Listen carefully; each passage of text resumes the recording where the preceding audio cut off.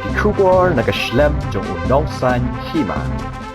I'm waiting for the written report, but I was verbally given the report that the NFSA rice, which is meant for the public distribution system, we have already received the entire amount in advance for the month of May and June.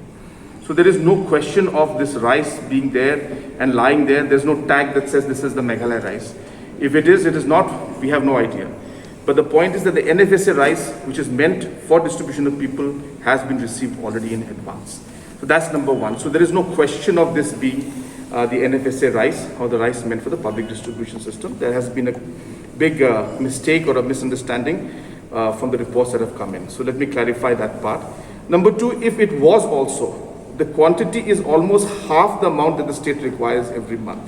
So therefore it's a huge amount, and an amount of like this being missing or not being the system would come to the notice of everybody. So therefore, and as I said, we already have received the advance for the entire month of June, so there's no question.